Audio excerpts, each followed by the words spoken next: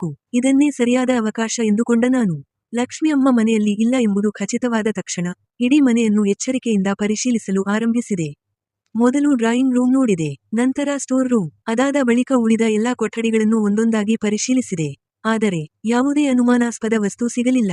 ಕೊನೆಗೆ ನನ್ನ ದೃಷ್ಟಿ ಲಕ್ಷ್ಮಿ ಅಮ್ಮನ ಅಲಮಾರಿಯ ಮೇಲೆ ಬಿತ್ತು. ನಿಧಾನವಾಗಿ ಅಲಮಾರಿ ತೆರೆದಾಗ ಮೇಲಿನ ಶೆಲ್ಫ್ನಲ್ಲಿ ಒಂದು ಸಣ್ಣ ಮೆಡಿಕಲ್ ಬಾಕ್ಸ್ ಕಾಣಿಸಿತು. ನಾನು ಅದನ್ನು ಎಚ್ಚರಿಕೆಯಿಂದ ಕೆಳಗಿಳಿಸಿದೆ. ಅದರೊಳಗೆ ವಿವಿಧ ರೀತಿಯ ಔಷಧಿಗಳನ್ನು ತುಂಬಾ ಕ್ರಮಬದ್ಧವಾಗಿ ಜೋಡಿಸಿ ಇಡಲಾಗಿತ್ತು. ಅಷ್ಟರಲ್ಲಿ ಒಂದು ಸಣ್ಣ ಔಷಧಿಯ ಸೀಸಿ ನನ್ನ ಗಮನ ಸೆಳೆಯಿತು. ಅದರ ಮೇಲೆ ದೊಡ್ಡ ಅಕ್ಷರಗಳಲ್ಲಿ ಬರೆಯಲಾಗಿತ್ತು, ಕಾರ್ಡಿಯೋವೆಕ್ಸ್. ಅದರ ಕೆಳಗೆ ಕೆಂಪು ಬಣ್ಣದಲ್ಲಿ ಎಚ್ಚರಿಕೆ ಇತ್ತು, ತಜ್ಞ ವೈದ್ಯರ ಮೇಲ್ವಿಚಾರಣೆಯಲ್ಲಿ ಮಾತ್ರ ಬಳಸಬೇಕು. ಅದನ್ನು ಓದಿದ ತಕ್ಷಣ ನನ್ನ ಅನುಮಾನ ಮತ್ತಷ್ಟು ಗಟ್ಟಿಯಾಯಿತು. ಇಂತಹ ಅಪರೂಪದ ಔಷಧಿ ಲಕ್ಷ್ಮಿ ಅಮ್ಮನ ಅಲಮಾರಿಯಲ್ಲಿ ರಹಸ್ಯವಾಗಿ ಯಾಕೆ ಇತ್ತು? ನಾನು ಆ ಸೀಸಿಯನ್ನು ಚೆನ್ನಾಗಿ ಗಮನಿಸಿದೆ. ನಂತರ ಯಾವುದನ್ನೂ ಸ್ಥಳಾಂತರಿಸದೆ ಅದೇ ಜಾಗದಲ್ಲಿ ಎಚ್ಚರಿಕೆಯಿಂದ ಹಿಂದಿರುಗಿಸಿ ಇಟ್ಟೆ. ಆದರೆ ಅದಕ್ಕೂ ಮೊದಲು ನನ್ನ ಮೊಬೈಲ್ನಲ್ಲಿ ಅದರ ಸ್ಪಷ್ಟವಾದ ಫೋಟೋ ತೆಗೆದುಕೊಂಡೆ. ಮುಂದೆ ಅದು ಸಾಕ್ಷಿಯಾಗಿ ಉಪಯೋಗವಾಗಬಹುದು ಎಂಬ ಯೋಚನೆ ನನ್ನಲ್ಲಿತ್ತು. ಆ ಕ್ಷಣದಲ್ಲಿ ಈ ಮನೆಯೊಳಗೆ ದೊಡ್ಡ ರಹಸ್ಯ ಅಡಗಿದೆ ಎಂಬುದು ನನಗೆ ಮೊದಲ ಬಾರಿಗೆ ಸಂಪೂರ್ಣವಾಗಿ ಖಚಿತವಾಯಿತು. ಮತ್ತು ಆರಾಧ್ಯಾಳ ಜೊತೆ ನಡೆದ ಘಟನೆಗೂ ಈ ಔಷಧಿಗೂ ಯಾವುದೋ ಸಂಬಂಧ ಇರಬಹುದು ಎಂಬ ಅನುಮಾನ ಬಲವಾಗತೊಡಗಿತು. ಆ ದಿನವೇ ನಾನು ನೇರವಾಗಿ ರಾಘವ್ ಅಂಕಲ್ ಅವರ ಕಚೇರಿಗೆ ಹೋದೆ. ನಡೆದದ್ದನ್ನೆಲ್ಲ ವಿವರವಾಗಿ ತಿಳಿಸಿದೆ. ಅವರು ನನ್ನ ಮಾತುಗಳನ್ನು ತುಂಬಾ ಗಮನದಿಂದ ಕೇಳಿದರು. ಸ್ವಲ್ಪ ಹೊತ್ತು ಯೋಚಿಸಿದ ನಂತರ ಹೇಳಿದರು, ಅನನ್ಯ, ಸತ್ಯದವರೆಗೆ ತಲುಪಬೇಕಾದರೆ ಈ ಔಷಧಿಯ ಬಗ್ಗೆ ವೈಜ್ಞಾನಿಕ ಪರೀಕ್ಷೆ ಮಾಡಿಸಲೇಬೇಕು. ಅವರು ಕಾನೂನುಬದ್ಧ ವಿಧಾನದಲ್ಲಿ ಅದೇ ಔಷಧಿಯ ಮಾದರಿಯನ್ನು ಪ್ರಯೋಗಾಲಯಕ್ಕೆ ಪರೀಕ್ಷೆಗೆ ಕಳುಹಿಸಿದರು. ಕೆಲವು ದಿನಗಳ ನಂತರ ವರದಿ ಸಿದ್ಧವಾಯಿತು. ನಾನು ಅವರ ಕಚೇರಿಗೆ ಹೋದಾಗ ಅವರು ಯಾವುದೇ ಮಾತಿಲ್ಲದೆ ವರದಿಯನ್ನು ನನ್ನ ಮುಂದೆ ಇಟ್ಟರು. ಅವರ ಮುಖದ ಗಂಭೀರತೆಯೇ ಏನೋ ದೊಡ್ಡ ವಿಷಯ ಇದೆ ಎಂದು ಹೇಳುತ್ತಿತ್ತು. ನನ್ನ ಹೃದಯದ ಬಡಿತ ವೇಗವಾಯಿತು. ಅವರು ಶಾಂತವಾಗಿ ನನ್ನತ್ತ ನೋಡಿ ಹೇಳಿದರು, ಅನನ್ಯ, ಈ ವರದಿ ನಿನ್ನ ಅನುಮಾನವನ್ನು ಇನ್ನಷ್ಟು ದೃಢಪಡಿಸಿದೆ. ಈ ಸೀಸಿಯಲ್ಲಿರುವುದು ಸಾಮಾನ್ಯ ಔಷಧಿಯೇ ಅಲ್ಲದು. ರಾಘವ್ ಅಂಕಲ್ ವರದಿಯತ್ತ ನೋಡುತ್ತಾ ನಿಧಾನವಾಗಿ ಹೇಳಿದರು, ಪ್ರಯೋಗಾಲಯದ ಪರೀಕ್ಷೆಯ ಪ್ರಕಾರ ಈ ಔಷಧಿಯನ್ನು ತಪ್ಪಾಗಿ ಅಥವಾ ಅತಿಯಾಗಿ ಬಳಸಿದರೆ ಅದು ಹೃದಯದ ಮೇಲೆ ಗಂಭೀರ ಪರಿಣಾಮ ಬೀರುತ್ತದೆ. ಕೆಲವು ಸಂದರ್ಭಗಳಲ್ಲಿ ಜೀವಕ್ಕೂ ಅಪಾಯ ಉಂಟಾಗಬಹುದು. ಅವರ ಮಾತು ಕೇಳಿದ ಕ್ಷಣ ನನ್ನ ಕಣ್ಣುಗಳು ಬೆರಗಿನಿಂದ ದೊಡ್ಡದಾದವು. ನಡುಗುವ ಧ್ವನಿಯಲ್ಲಿ ನಾನು ಕೇಳಿದೆ, ಹಾಗಾದರೆ ಆದಿತ್ಯನ ಸಾವು ಕೂಡ ಕೇವಲ ಒಂದು ಸಹಜ ಘಟನೆ ಅಲ್ಲವೇ? ರಾಘವ್ ಅಂಕಲ್ ಆಳವಾಗಿ ಉಸಿರೆಳೆದು ಉತ್ತರಿಸಿದರು, ಅದಕ್ಕೆ ಅಂತಿಮ ತೀರ್ಪು ನ್ಯಾಯಾಲಯವೇ ನೀಡಬೇಕು. ಆದರೆ ಈಗ ನಮ್ಮ ಕೈಯಲ್ಲಿರುವ ಸಾಕ್ಷಿಗಳನ್ನು ನೋಡಿದರೆ ಆದಿತ್ಯನ ಸಾವು ಸಂಪೂರ್ಣ ಸಹಜವಾಗಿತ್ತು ಎಂದು ಹೇಳುವುದು ಕಷ್ಟ. ಮತ್ತು ಆರಾಧ್ಯ 2 ವರ್ಷಗಳಿಂದ ಪ್ರಜ್ಞಾಹೀನ ಸ್ಥಿತಿಯಲ್ಲಿರುವುದು ಈಗ ಕೇವಲ ಯಾದೃಚ್ಛಿಕ ಎಂದು ಕಾಣುತ್ತಿಲ್ಲ. ಆ ಮಾತು ಕೇಳುತ್ತಿದ್ದಂತೆಯೇ ನನ್ನ ಕೈಯಲ್ಲಿದ್ದ ವರದಿ ನೆಲಕ್ಕೆ ಜಾರಿಬಿತ್ತು. ನನ್ನ ಕಣ್ಣ ಮುಂದೆ ಮತ್ತೆ ಮತ್ತೆ ಲಕ್ಷ್ಮಿ ಅಮ್ಮನ ಮುಖವೇ ಕಾಣಿಸುತ್ತಿತ್ತು. ಇಲ್ಲಿಯವರೆಗೆ ನಾನು ಕೇವಲ ಅನುಮಾನ ಎಂದುಕೊಂಡಿದ್ದ ಸಂಗತಿಗಳು ಒಂದೊಂದಾಗಿ ಸತ್ಯವಾಗುತ್ತಿರುವಂತೆ ಭಾಸವಾಗುತ್ತಿತ್ತು. ರಾಘವ್ ಅಂಕಲ್ ಗಂಭೀರವಾಗಿ ಹೇಳಿದರು, ಮುಂದಿನ ತನಿಖೆಯಲ್ಲೂ ಇದೇ ರೀತಿಯ ಮಾಹಿತಿ ಸಿಕ್ಕರೆ ಅನುಮಾನ ಮೊದಲಿಗೆ ಹೋಗುವುದು ಲಕ್ಷ್ಮಿ ಅಮ್ಮನ ಮೇಲೆಯೇ. ನೋಡಿದರೆ ಯಾರೋ ಉದ್ದೇಶಪೂರ್ವಕವಾಗಿ ಆದಿತ್ಯ ಮತ್ತು ಆರಾಧ್ಯ ಇಬ್ಬರನ್ನೂ ದಾರಿಯಿಂದ ದೂರ ಮಾಡಲು ಪ್ರಯತ್ನಿಸಿದಂತಿದೆ. ಸ್ವಲ್ಪ ನಿಂತು ಮತ್ತೆ ಎಚ್ಚರಿಸಿದರು, ಆದರೆ ಈಗ ಭಾವನೆಗಳಿಗೆ ಒಳಗಾಗಿ ಯಾವುದೇ ಹೆಜ್ಜೆ ಇಡಬಾರದು. ನ್ಯಾಯಾಲಯದಲ್ಲೂ ಯಾರೂ ಪ್ರಶ್ನಿಸಲಾರದಷ್ಟು ಬಲವಾದ ಸಾಕ್ಷಿಗಳನ್ನು ನಾವು ಸಂಗ್ರಹಿಸಬೇಕು. ಅವರ ಮಾತುಗಳನ್ನು ಕೇಳುತ್ತಾ ನನ್ನ ಕಣ್ಣಲ್ಲಿ ನೀರು ತುಂಬಿತು.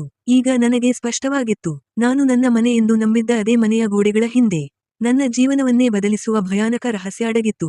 ಆ ಕ್ಷಣದಲ್ಲೇ ನಾನು ಮನಸ್ಸಿನಲ್ಲಿ ಗಟ್ಟಿಯಾದ ನಿರ್ಧಾರ ಮಾಡಿದೆ. ಎಷ್ಟೇ ಕಷ್ಟ ಬಂದರೂ ನಾನು ಹಿಂದೆ ಸರಿಯುವುದಿಲ್ಲ.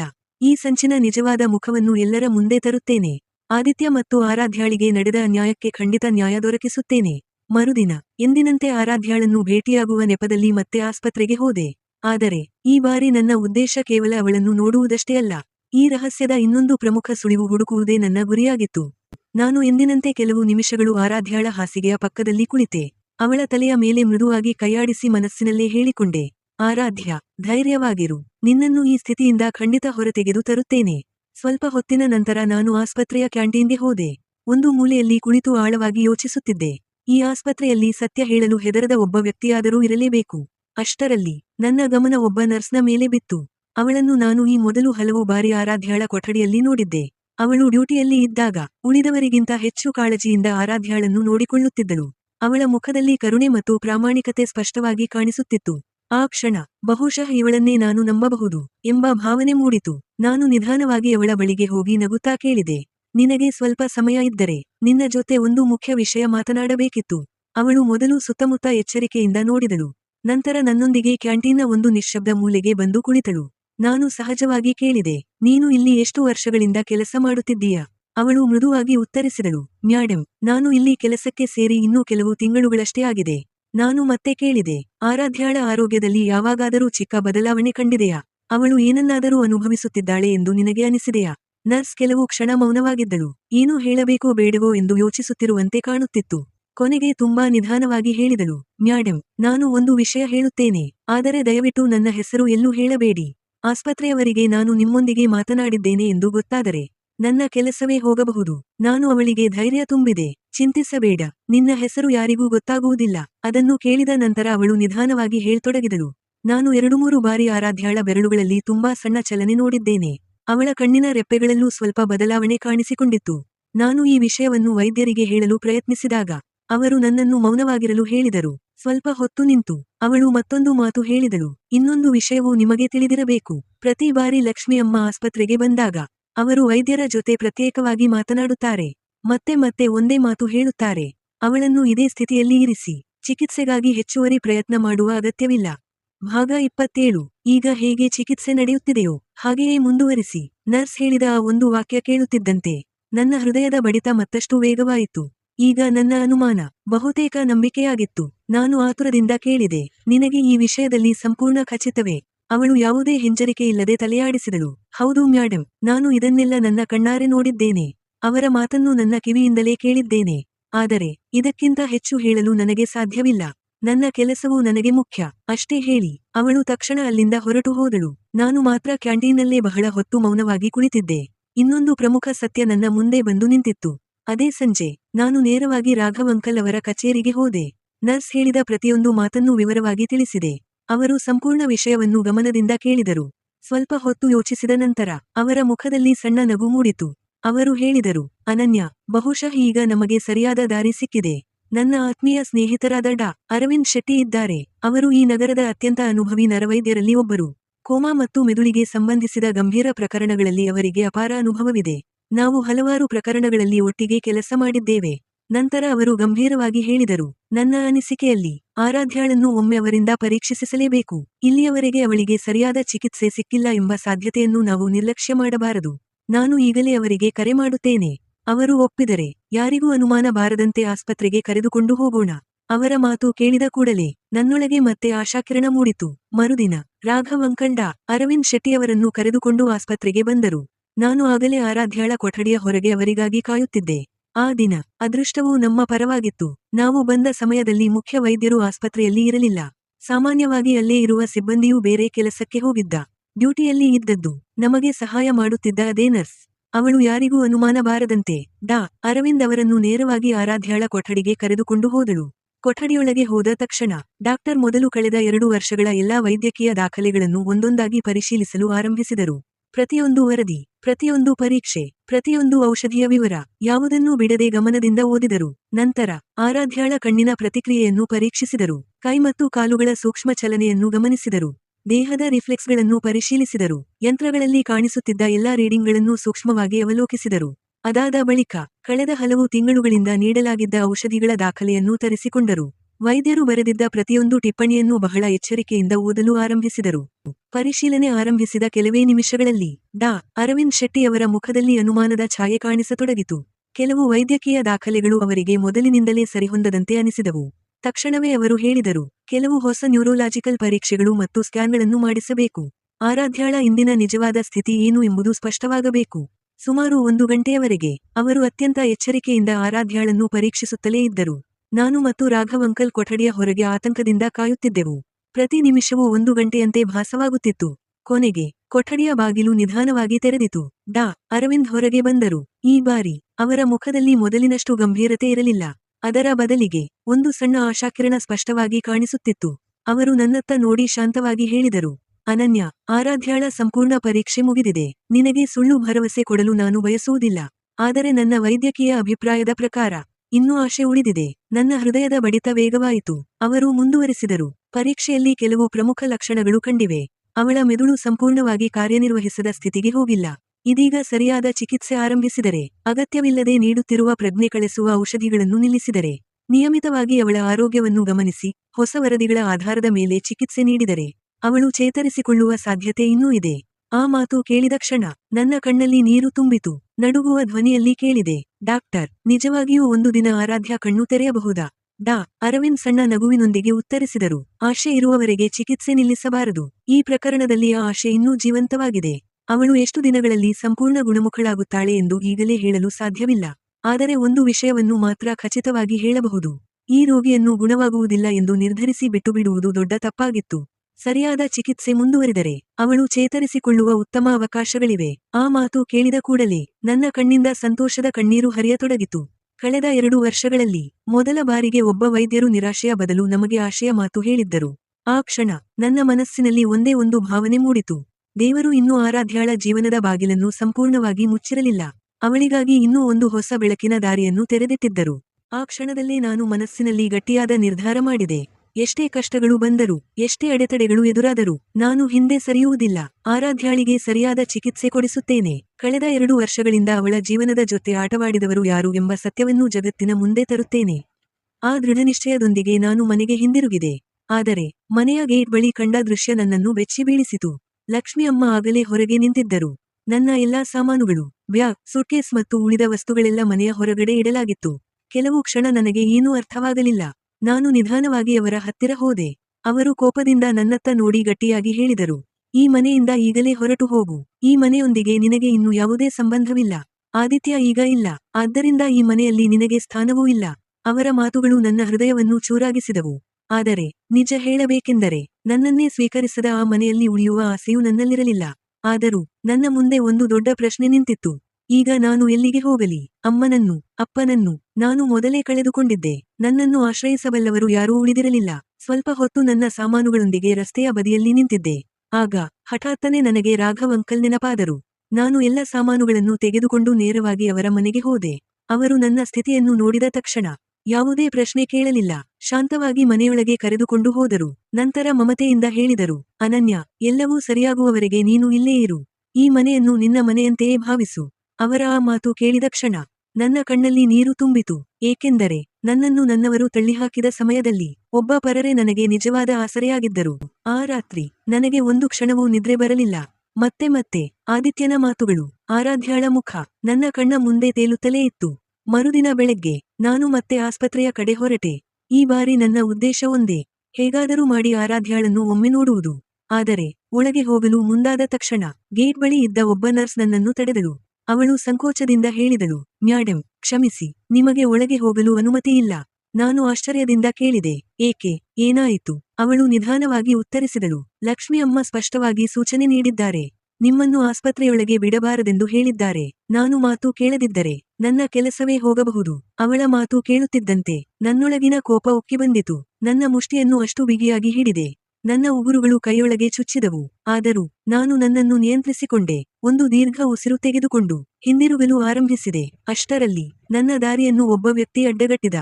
ಅವನನ್ನು ನೋಡಿದ ಕೂಡಲೇ ನನಗೆ ಆ ರಾತ್ರಿ ನೆನಪಾಯಿತು. ಆರಾಧ್ಯಾಳ ಕೊಠಡಿಯಲ್ಲಿ ನರ್ಸ್ಗೆ ಹೆಚ್ಚಿನ ಔಷಧಿ ಕೊಡಲು ಹೇಳಿದ್ದ ಅದೇ ವ್ಯಕ್ತಿ. ಅವನು ನನ್ನತ್ತ ನೋಡಿ ವ್ಯಂಗ್ಯವಾಗಿ ನಕ್ಕ.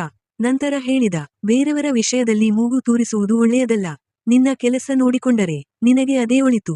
ನಾನು ಕೋಪದಿಂದ ಕೇಳಿದೆ, ನೀನು ಯಾರು? ನನಗೆ ಈ ಎಲ್ಲ ಮಾತುಗಳನ್ನು ಹೇಳುತ್ತಿರುವುದು ಏಕೆ? ಅವನು ಜೋರಾಗಿ ನಕ್ಕ. ನಂತರ ನಿಧಾನವಾಗಿ ನನ್ನ ಹತ್ತಿರ ಬಂದು ಹೇಳಿದ, ನಿನ್ನ ಗಂಡನ ಸಾವು ಅಷ್ಟು ಬೇಗ ಮರೆತುಬಿಟ್ಟೆಯಾ? ಆ ಮಾತು ಕೇಳಿ ನನ್ನ ಉಸಿರೇ ನಿಂತಂತಾಯಿತು. ಅವನು ಮತ್ತಷ್ಟು ಹತ್ತಿರ ಬಂದು ತಣ್ಣನೆಯ ಧ್ವನಿಯಲ್ಲಿ ಹೇಳಿದ, ಆದಿತ್ಯ ಕುಡಿದ ಜ್ಯೂಸ್ನಲ್ಲಿ ಬೆರೆಸಿದ ಔಷಧಿ. ಅದರಲ್ಲಿ ನನ್ನ ಕೈಯೂ ಇತ್ತು. ಅಗತ್ಯ ಬಿದ್ದರೆ ಅದೇ ಕೆಲಸವನ್ನು ಮತ್ತೆ ಮಾಡಲು ನಮಗೆ ಹೆಚ್ಚು ಸಮಯ ಬೇಕಾಗುವುದಿಲ್ಲ. ಆದ್ದರಿಂದ ನಿನ್ನ ಪ್ರಾಣ ಬೇಕೆಂದರೆ ಈ ವಿಷಯದಿಂದ ದೂರ ಇರು. ಅಷ್ಟೇ ಹೇಳಿ ಅವನು ಅಲ್ಲಿಂದ ನಿಧಾನವಾಗಿ ನಡೆದು ಹೋದ. ನಾನು ಮಾತ್ರ ಅವನು ದೂರವಾಗುವವರೆಗೂ ಅಲ್ಲೇ ನಿಂತು ನೋಡುತ್ತಿದ್ದೆ. ನನ್ನ ಮನಸ್ಸಿನಲ್ಲಿ 1000 ಪ್ರಶ್ನೆಗಳು ಮೂಡಿದವು. ಅವನು ಯಾರು? ಲಕ್ಷ್ಮಿ ಅಮ್ಮನೊಂದಿಗೆ ಅವನ ಸಂಬಂಧವೇನು? ಆ ಕ್ಷಣ ನನಗೆ ಒಂದು ವಿಷಯ ಮಾತ್ರ ಸ್ಪಷ್ಟವಾಯಿತು. ಆದಿತ್ಯನ ಸಾವು ಅಪಘಾತವಾಗಿರಲಿಲ್ಲ. ಅದರ ಹಿಂದೆ ಇನ್ನೂ ಹೊರಬರದ ಭಯಾನಕ ಸತ್ಯ ಅಡಗಿತ್ತು. ಒಂದು ಕ್ಷಣವೂ ವ್ಯರ್ಥ ಮಾಡದೆ ನಾನು ನೇರವಾಗಿ ರಾಘವ್ ಅಂಕಲ್ ಅವರ ಕಚೇರಿಗೆ ಹೋದೆ. ಆಸ್ಪತ್ರೆಯ ಮುಂದೆ ನಡೆದ ಪ್ರತಿಯೊಂದು ಘಟನೆಯನ್ನು, ಆ ವ್ಯಕ್ತಿ ಹೇಳಿದ ಪ್ರತಿಯೊಂದು ಮಾತನ್ನು ಆರಂಭದಿಂದ ಕೊನೆಯವರೆಗೂ ವಿವರವಾಗಿ ತಿಳಿಸಿದೆ. ಎಲ್ಲವನ್ನೂ ಕೇಳಿದ ನಂತರ ರಾಘವ್ ಅಂಕಲ್ ಕೆಲ ಕ್ಷಣ ಮೌನವಾಗಿದ್ದರು. ನಂತರ ಗಂಭೀರವಾಗಿ ಹೇಳಿದರು, ಅನನ್ಯ, ಈಗ ಮೌನವಾಗಿರುವ ಸಮಯ ಮುಗಿದಿದೆ. ಇವರ ವಿರುದ್ಧ ಕಾನೂನು ಹೋರಾಟ ಆರಂಭಿಸಲೇಬೇಕು. ಆದರೆ ಪ್ರತಿಯೊಂದು ಹೆಜ್ಜೆಯನ್ನೂ ತುಂಬಾ ಎಚ್ಚರಿಕೆಯಿಂದ ಇಡಬೇಕು. ಯಾಕೆಂದರೆ ಎದುರಾಳಿಗಳು ಸಾಮಾನ್ಯ ಜನರಲ್ಲ, ತುಂಬಾ ಕುತಂತ್ರಿಗಳು. ಅದೇ ದಿನ ಮುಂದಿನ ಕಾನೂನು ಕ್ರಮಗಳ ಬಗ್ಗೆ ನಾವು ಚರ್ಚೆ ಆರಂಭಿಸಿದೆವು. ಆದರೆ ನಾವು ಏನಾದರೂ ಮಾಡುವ ಮೊದಲೇ ಬಹುಶಃ ಲಕ್ಷ್ಮಿ ಅಮ್ಮ ಅವರಿಗೆ ನಮ್ಮ ಯೋಜನೆಯ ಸುಳಿವು ಸಿಕ್ಕಿರಬೇಕು. ಏಕೆಂದರೆ 2 ದಿನಗಳಲ್ಲೇ ನನ್ನ ಹೆಸರಿಗೆ ಒಂದು ಕಾನೂನು ನೋಟಿಸ್ ಬಂತು. ಆ ಲಕೋಟೆ ತೆರೆದ ಕ್ಷಣ ನನ್ನ ಕೈಗಳು ನಡುಗಿದವು. ಅದರಲ್ಲಿದ್ದ ಆರೋಪಗಳನ್ನು ಓದುತ್ತಾ ನನಗೆ ಆಘಾತವಾಯಿತು. ಅದರ ಪ್ರಕಾರ ನಾನು ಲಕ್ಷ್ಮಿ ಅಮ್ಮನ ಮೇಲೆ ಸುಳ್ಳು ಆರೋಪ ಮಾಡುತ್ತಿದ್ದೆ. ಅವರಿಗೆ ಮಾನಸಿಕ ಕಿರುಕುಳ ನೀಡುತ್ತಿದ್ದೆ. ನನ್ನ ಗಂಡನ ಆಸ್ತಿಯಲ್ಲಿ ಪಾಲು ಪಡೆಯಲು ಒತ್ತಡ ಹೇರುತ್ತಿದ್ದೆ ಎಂದು ಬರೆದಿತ್ತು. ಅಷ್ಟೇ ಅಲ್ಲ, ನಾನು ಅವರನ್ನು ಬೆದರಿಸಿ ಹಣ ಪಡೆಯಲು ಪ್ರಯತ್ನಿಸುತ್ತಿದ್ದೇನೆ ಎಂಬ ಆರೋಪವೂ ಇತ್ತು. ಆಸ್ಪತ್ರೆಗೆ ಮತ್ತೆ ಮತ್ತೆ ಹೋಗಿ ನಂತರ ಅವರ ವಿರುದ್ಧ ಸುಳ್ಳು ಕಥೆಗಳನ್ನು ಕಟ್ಟುತ್ತಿದ್ದೇನೆ ಎಂದು ಕೂಡ ಬರೆದಿದ್ದರು. ಕೊನೆಯಲ್ಲಿ ಈ ಎಲ್ಲವನ್ನೂ ತಕ್ಷಣ ನಿಲ್ಲಿಸದಿದ್ದರೆ ನಿನ್ನ ವಿರುದ್ಧ ನ್ಯಾಯಾಲಯದಲ್ಲಿ ಪ್ರಕರಣ ದಾಖಲಿಸಲಾಗುವುದು. ನಿನ್ನಿಂದ ಪರಿಹಾರ ಹಣವೂ ವಸೂಲಿ ಮಾಡಲಾಗುವುದು ಎಂದು ಎಚ್ಚರಿಕೆ ನೀಡಲಾಗಿತ್ತು. ಪೂರ್ತಿ ನೋಟಿಸ್ ಓದಿದ ಬಳಿಕ ಕೆಲವು ಕ್ಷಣ ನನ್ನ ತಲೆ ಕೆಲಸವೇ ಮಾಡಲಿಲ್ಲ. ಆದರೆ ಮುಂದಿನ ಕ್ಷಣವೇ ನನಗೆ ಎಲ್ಲವೂ ಅರ್ಥವಾಯಿತು. ಇದು ನನ್ನನ್ನು ಹೆದರಿಸಿ ಮೌನವಾಗಿಸಲು ಮಾಡಿದ ಪ್ರಯತ್ನ. ನಾನು ಯಾವುದೇ ತಡ ಮಾಡದೆ ಆ ನೋಟಿಸ್ ಅನ್ನು ಬ್ಯಾಗ್ನಲ್ಲಿ ಇಟ್ಟು ನೇರವಾಗಿ ರಾಘವ್ ಅಂಕಲ್ ಅವರ ಕಚೇರಿಗೆ ಹೊರಟೆ. ಈಗ ನನಗೆ ಸ್ಪಷ್ಟವಾಗಿತ್ತು, ಈ ಹೋರಾಟವನ್ನು ಭಯದಿಂದಲ್ಲ, ಕಾನೂನಿನ ಶಕ್ತಿಯಿಂದಲೇ ಗೆಲ್ಲಬೇಕು ಮತ್ತು ಯಾವ ಪರಿಸ್ಥಿತಿಯಲ್ಲೂ ನಾನು ಹಿಂದೆ ಸರಿಯುವುದಿಲ್ಲ. ಕಚೇರಿಗೆ ತಲುಪಿದ ತಕ್ಷಣ ನಾನು ಸಂಪೂರ್ಣ ನೋಟಿಸ್ ಅವರನ್ನು ಓದಿ ಕೇಳಿಸಿದೆ. ಅವರು ಪ್ರತಿಯೊಂದು ಸಾಲನ್ನೂ ಗಮನದಿಂದ ಓದಿದರು. ನಂತರ ಶಾಂತವಾಗಿ ನನ್ನತ್ತ ನೋಡಿ ಹೇಳಿದರು, ಅನನ್ಯ, ಮೊದಲನೆಯದಾಗಿ ನೀನು ಹೆದರಬಾರದು. ಇಂತಹ ನೋಟಿಸ್ಗಳನ್ನು ಹಲವಾರು ಬಾರಿ ಜನರನ್ನು ಹೆದರಿಸಲು ಮಾತ್ರ ಕಳುಹಿಸಲಾಗುತ್ತದೆ. ಸತ್ಯ ಹೇಳುತ್ತಿರುವ ವ್ಯಕ್ತಿಯನ್ನು ಮೌನಗೊಳಿಸುವುದೇ ಇದರ ಉದ್ದೇಶ. ಇದರಿಂದ ಅವರು ಸತ್ಯವಂತರು ಎಂದು ಅರ್ಥವಾಗುವುದಿಲ್ಲ. ಅವರು ಸ್ವಲ್ಪ ನಿಂತು ಮುಂದುವರಿಸಿದರು, ನಾವು ಕೂಡ ಕಾನೂನಿನ ಪ್ರಕಾರವೇ ಇದಕ್ಕೆ ಉತ್ತರ ಕೊಡೋಣ. ಆದರೆ ಒಂದು ಮಾತು ನೆನಪಿಟ್ಟುಕೋ, ಇನ್ನು ಮುಂದೆ ಪ್ರತಿಯೊಂದು ಹೆಜ್ಜೆಯನ್ನೂ ತುಂಬಾ ಯೋಚಿಸಿ ಇಡಬೇಕು. ಯಾವುದೇ ನಿರ್ಧಾರವನ್ನು ಆತುರದಲ್ಲಿ ತೆಗೆದುಕೊಳ್ಳಬಾರದು. ರಾಘವ್ ಅಂಕಲ್ ನನ್ನತ್ತ ಗಂಭೀರವಾಗಿ ನೋಡಿ ಹೇಳಿದರು, ಅನನ್ಯ, ಇನ್ನು ಮುಂದೆ ಏನೇ ಮಾಡಿದರೂ ಸಾಕ್ಷಿಯೊಂದಿಗೆ ಮಾಡಬೇಕು. ನಿನ್ನ ಬಳಿ ಇರುವ ಆಡಿಯೋ ರೆಕಾರ್ಡಿಂಗ್, ಔಷಧಿಯ ಪರೀಕ್ಷಾ ವರದಿ, ನೀನೇ ಕಣ್ಣಾರೆ ನೋಡಿದ ಪ್ರತಿಯೊಂದು ಘಟನೆ, ಇವೆಲ್ಲವನ್ನೂ ಬಹಳ ಸುರಕ್ಷಿತವಾಗಿ ಇಟ್ಟುಕೋ. ಅವರು ಮತ್ತಷ್ಟು ಎಚ್ಚರಿಕೆ ನೀಡಿದರು, ಯಾರೊಂದಿಗೂ ಜಗಳ ಮಾಡಬೇಡ, ಯಾರನ್ನೂ ಬೆದರಿಸಲು ಹೋಗಬೇಡ, ಒಬ್ಬಳೇ ಹೋಗಿ ನಿನ್ನ ಮೇಲೆಯೇ ಅನುಮಾನ ಬರುವಂತಹ ಯಾವುದೇ ಕೆಲಸ ಮಾಡಬೇಡ. ನಂತರ ಆತ್ಮವಿಶ್ವಾಸದಿಂದ ಹೇಳಿದರು, ಸತ್ಯ ನಮ್ಮ ಪರವಾಗಿದ್ದರೆ ಭಯಪಡುವ ಅಗತ್ಯವೇ ಇಲ್ಲ. ನಾವು ನ್ಯಾಯಾಲಯದಲ್ಲಿ ಪ್ರತಿಯೊಂದು ವಿಷಯವನ್ನೂ ಸಾಕ್ಷಿಯೊಂದಿಗೆ ಸಾಬೀತುಪಡಿಸುತ್ತೇವೆ. ಅವರ ಮಾತುಗಳು ಮತ್ತೊಮ್ಮೆ ನನ್ನೊಳಗೆ ಧೈರ್ಯ ತುಂಬಿದವು. ಅದೇ ದಿನ ಅವರು ಕಾನೂನು ನೋಟಿಸ್ಗೆ ಅಧಿಕೃತ ಉತ್ತರ ಸಿದ್ಧಪಡಿಸಿದರು. ಕೆಲವೇ ದಿನಗಳಲ್ಲಿ ಈ ಪ್ರಕರಣ ನ್ಯಾಯಾಲಯದ ಮೆಟ್ಟಿಲೇರಿತು. ಕೊನೆಗೂ ಮೊದಲ ವಿಚಾರಣೆಯ ದಿನ ಬಂತು. ನಾನು ರಾಘವ್ ಅಂಕಲ್ ಅವರ ಜೊತೆ ನ್ಯಾಯಾಲಯಕ್ಕೆ ಹೋದೆ. ಮತ್ತೊಂದು ಕಡೆ ಲಕ್ಷ್ಮಿ ಅಮ್ಮ ತಮ್ಮ ವಕೀಲರೊಂದಿಗೆ ನಿಂತಿದ್ದರು. ಅವರ ಮುಖದಲ್ಲಿ ಭಯದ ಚಿಹ್ನೆಯೂ ಇರಲಿಲ್ಲ, ಬದಲಾಗಿ ಇಂದಿನ ಗೆಲುವು ತಮ್ಮದೇ ಎಂಬ ಆತ್ಮವಿಶ್ವಾಸ ಕಾಣಿಸುತ್ತಿತ್ತು. ಸ್ವಲ್ಪ ಸಮಯದ ನಂತರ ನ್ಯಾಯಾಧೀಶರು ನ್ಯಾಯಾಲಯಕ್ಕೆ ಬಂದರು. ವಿಚಾರಣೆ ಆರಂಭವಾಯಿತು. ಮೊದಲಿಗೆ ನನ್ನನ್ನು ಸಾಕ್ಷಿ ಹೇಳಲು ಕರೆಯಲಾಯಿತು. ನಾನು ಸಾಕ್ಷಿ ಪೀಠದ ಮುಂದೆ ನಿಂತೆ. ಆಗ ಲಕ್ಷ್ಮಿ ಅಮ್ಮನ ವಕೀಲರು ಪ್ರಶ್ನೆಗಳನ್ನು ಆರಂಭಿಸಿದರು. ನಿಮ್ಮ ಗಂಡನ ಆಸ್ತಿಯಲ್ಲಿ ಪಾಲು ಪಡೆಯಲು ನೀವು ನಿಮ್ಮ ಅತ್ತೆಯ ಮೇಲೆ ಸುಳ್ಳು ಆರೋಪ ಮಾಡುತ್ತಿದ್ದೀರಿ ಎಂಬುದು ಸತ್ಯವೇ? ನಾನು ಧೈರ್ಯದಿಂದ ಉತ್ತರಿಸಿದೆ, ಇಲ್ಲ, ಆ ಆರೋಪ ಸಂಪೂರ್ಣ ಸುಳ್ಳು. ಅವರು ಮತ್ತೊಂದು ಪ್ರಶ್ನೆ ಕೇಳಿದರು, ನೀವು ಪದೇ ಪದೇ ಆಸ್ಪತ್ರೆಗೆ ಹೋಗುತ್ತಿದ್ದದ್ದು ಕುಟುಂಬದ ಮೇಲೆ ಒತ್ತಡ ಹೇರುವುದಕ್ಕಾಗಿಯೇ ಅಲ್ಲವೇ? ನಾನು ಶಾಂತವಾಗಿ ಹೇಳಿದೆ, ಇಲ್ಲ, ನಾನು ನನ್ನ ನಾದಿನಿ ಆರಾಧ್ಯಾಳನ್ನು ನೋಡಲು ಮಾತ್ರ ಹೋಗುತ್ತಿದ್ದೆ. ಅವಳಿಗೆ ಸರಿಯಾದ ಚಿಕಿತ್ಸೆ ಸಿಗುತ್ತಿಲ್ಲ ಎಂಬ ಬಲವಾದ ಅನುಮಾನ ನನಗಿದೆ. ಸರಿಯಾದ ಚಿಕಿತ್ಸೆ ನೀಡಿದರೆ ಅವಳು ಚೇತರಿಸಿಕೊಳ್ಳುವ ಸಾಧ್ಯತೆ ಇದೆ ಎಂಬ ನಂಬಿಕೆ ನನಗಿದೆ. ವಕೀಲರು ತಕ್ಷಣ ಮತ್ತೊಂದು ಪ್ರಶ್ನೆ ಕೇಳಿದರು, ಈ ಮಾತುಗಳಿಗೆ ನಿಮ್ಮ ಬಳಿ ಯಾವುದೇ ಸಾಕ್ಷಿ ಇದೆಯೇ? ನಾನು ನ್ಯಾಯಾಧೀಶರತ್ತ ನೋಡಿ ದೃಢವಾಗಿ ಉತ್ತರಿಸಿದೆ, ಹೌದು. ಸರಿಯಾದ ಸಮಯ ಬಂದಾಗ ನನ್ನ ಬಳಿ ಇರುವ ಎಲ್ಲಾ ಪ್ರಮುಖ ಸಾಕ್ಷಿಗಳನ್ನು ನ್ಯಾಯಾಲಯದ ಮುಂದೆ ಮಂಡಿಸುತ್ತೇನೆ. ಎರಡೂ ಕಡೆಯ ವಾದಗಳನ್ನು ನ್ಯಾಯಾಧೀಶರು ಅತ್ಯಂತ ಗಮನದಿಂದ ಆಲಿಸಿದರು. ಮೊದಲ ವಿಚಾರಣೆಯಲ್ಲೇ ಯಾವುದೇ ಅಂತಿಮ ತೀರ್ಪು ಬರಲಿಲ್ಲ. ಮುಂದಿನ ವಿಚಾರಣೆಗೆ ಹೊಸ ದಿನಾಂಕ ನಿಗದಿಯಾಯಿತು. ಆದರೆ ನ್ಯಾಯಾಲಯ ಒಂದು ಮಹತ್ವದ ಆದೇಶ ನೀಡಿತು. ಆರಾಧ್ಯಾಳನ್ನು ಭೇಟಿಯಾಗುವುದನ್ನು ಯಾರೂ ಅನನ್ಯಾಳಿಗೆ ತಡೆಯಲು ಸಾಧ್ಯವಿಲ್ಲ. ಆದ್ದರಿಂದ ನನಗೆ ಆಸ್ಪತ್ರೆಯಲ್ಲಿ ಆರಾಧ್ಯಾಳನ್ನು ಭೇಟಿಯಾಗಲು ಅಧಿಕೃತ ಅನುಮತಿ ದೊರೆಯಿತು. ಆ ತೀರ್ಮಾನ ಕೇಳಿದಾಗ ನನ್ನ ಮನಸ್ಸಿಗೆ ಸ್ವಲ್ಪ ಸಮಾಧಾನವಾಯಿತು. ಮರುದಿನವೇ ನಾನು ಮತ್ತೆ ಆಸ್ಪತ್ರೆಗೆ ಹೋದೆ. ಯಾವಾಗಲೂ ಮಾಡುವಂತೆ ಆರಾಧ್ಯಾಳ ಪಕ್ಕದಲ್ಲಿ ಕುಳಿತು ಅವಳ ಕೈಯನ್ನು ನಿಧಾನವಾಗಿ ನನ್ನ ಕೈಯಲ್ಲಿ ಹಿಡಿದೆ. ನಂತರ ಮೃದುವಾಗಿ ಹೇಳಿದೆ, ಆರಾಧ್ಯ, ಧೈರ್ಯ ಕಳೆದುಕೊಳ್ಳಬೇಡ, ನಿನ್ನನ್ನು ಈ ಸ್ಥಿತಿಯಿಂದ ಖಂಡಿತ ಹೊರಗೆ ತರುತ್ತೇನೆ. ಅಷ್ಟರಲ್ಲಿ ಕೊಠಡಿಯ ಬಾಗಿಲು ಜೋರಾಗಿ ತೆರೆದು ಲಕ್ಷ್ಮಿ ಅಮ್ಮ ಒಳಗೆ ಬಂದರು. ನನ್ನನ್ನು ನೋಡುತ್ತಿದ್ದಂತೆಯೇ ಜೋರಾಗಿ ಕೂಗಲು ಆರಂಭಿಸಿದರು, ಇವಳು ಇಲ್ಲಿ ಏನು ಮಾಡುತ್ತಿದ್ದಾಳೆ? ಇಷ್ಟು ವರ್ಷಗಳಿಂದ ನನ್ನ ಮಗಳ ಆರೈಕೆ ಮಾಡುತ್ತಿರುವುದು ನಾನು. ಇವಳಿಗೆ ಇಲ್ಲಿ ಬರುವ ಅಗತ್ಯವೇನು? ಅವರು ಉದ್ದೇಶಪೂರ್ವಕವಾಗಿಯೇ ಗದ್ದಲ ಮಾಡುತ್ತಿದ್ದರು. ಹೊರಗಿನವರ ಗಮನ ಇಲ್ಲಿ ಸೆಳೆಯಬೇಕೆಂಬ ಉದ್ದೇಶ ಸ್ಪಷ್ಟವಾಗಿತ್ತು. ಆದರೆ ಅವರಿಗೆ ಗೊತ್ತಿರಲಿಲ್ಲ, ಕೊಠಡಿಯಲ್ಲಿದ್ದ ಸಿಸಿಟಿವಿ ಕ್ಯಾಮೆರಾ ಅವರ ಪ್ರತಿಯೊಂದು ನಡೆನುಡಿಯನ್ನು ದಾಖಲಿಸುತ್ತಿತ್ತು. ಅಷ್ಟೇ ಅಲ್ಲ, ನಾನು ಕೂಡ ಮುಂಚಿತವಾಗಿಯೇ ನನ್ನ ಮೊಬೈಲ್ನಲ್ಲಿ ವಾಯ್ಸ್ ರೆಕಾರ್ಡಿಂಗ್ ಆರಂಭಿಸಿದ್ದೆ. ಕೆಲವೇ ಕ್ಷಣಗಳಲ್ಲಿ ಅವರು ಮಾಡಿದ ಕೆಲಸ ನನ್ನನ್ನು ಬೆಚ್ಚಿ ಬೀಳಿಸಿತು. ಅವರು ಆರಾಧ್ಯಾಳ ಕೈಯನ್ನು ಬಿಗಿಯಾಗಿ ಹಿಡಿದು ತಮ್ಮ ಉಗುರುಗಳನ್ನು ಅವಳ ಅಂಗೈಗೆ ಬಲವಾಗಿ ಒತ್ತಿದರು. ಅವರ ಉದ್ದೇಶ ಒಂದೇ, ಅವಳಿಗೆ ಪ್ರಜ್ಞೆ ಬರುತ್ತಿದೆಯೇ ಎಂದು ಪರೀಕ್ಷಿಸುವುದು. ಆದರೆ ಆರಾಧ್ಯ ಯಾವುದೇ ಪ್ರತಿಕ್ರಿಯೆ ನೀಡಲಿಲ್ಲ. ಅವಳು ಮೊದಲಿನಂತೆಯೇ ಶಾಂತವಾಗಿ ಮಲಗಿದ್ದಳು. ಅದನ್ನು ಕಂಡು ಲಕ್ಷ್ಮಿ ಅಮ್ಮ ನಿಟ್ಟುಸಿರು ಬಿಟ್ಟರು. ನಂತರ ಅವರು ಆರಾಧ್ಯಾಳ ಕಿವಿಯ ಬಳಿ ಬಾಗಿ ತುಂಬಾ ನಿಧಾನವಾಗಿ ಹೇಳಿದರು, ಹೀಗೆ ಮಲಗಿರುವುದೇ ಎಲ್ಲರಿಗೂ ಒಳ್ಳೆಯದು. ಆ ಮಾತು ಕೂಡ ನನ್ನ ಮೊಬೈಲ್ನಲ್ಲಿ ಸ್ಪಷ್ಟವಾಗಿ ದಾಖಲಾಗಿತು. ಅಷ್ಟರಲ್ಲಿ ಗದ್ದಲ ಕೇಳಿ ಒಬ್ಬ ನರ್ಸ್ ಕೊಠಡಿಗೆ ಬಂದಳು.